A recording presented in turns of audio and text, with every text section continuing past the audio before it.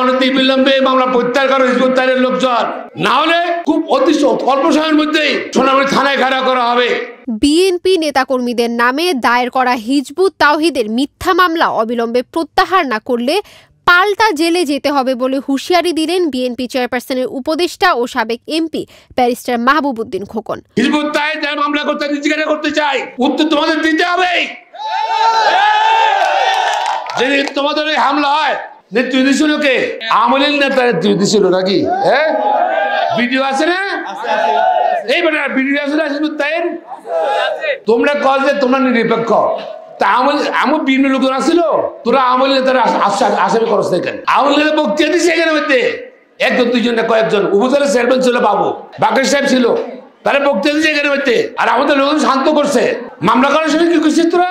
আওয়ামী লীগ কারো মামলা করলি না কেন? আমাদের মামলা করলি? আমার 600 না 700 না, টোটাল 6টা মামলায় 1800 লোক আসামি করছে, 1800 লোককে। শুক্রবার সোনাইমুড়ি উপজেলার চাষিরহাট ইউনিয়নে 1 নং রথি ওয়ার্ডে কর্মসভায় প্রধান অতিথি হিসেবে বক্তব্য দেন তিনি।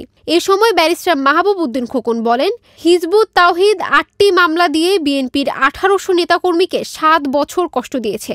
হিজবুত তাওহিদ মামলা প্রত্যাহার করে আওয়ামী লীগের যারা জড়িত তাদের নাম মামলায় যুক্ত করতে হবে, মামলা তুলে নিতে হবে, নইলে সোনাইমুড়ি থানা ঘেরাও করা হবে। অনতিবিলম্বে মামলা প্রত্যাহার করো হিজবুত তাওহিদের লোকজন, নতুবা এবং আওয়ামী লীগ যারা জড়িত ছিল ভোটের সঙ্গে তাদেরকে আসামি করো, না হলে খুব অতি অল্প সময়ের মধ্যেই সোনামণি থানায় ঘেরাও করা হবে তোমাদের গ্রেফতার করার জন্য।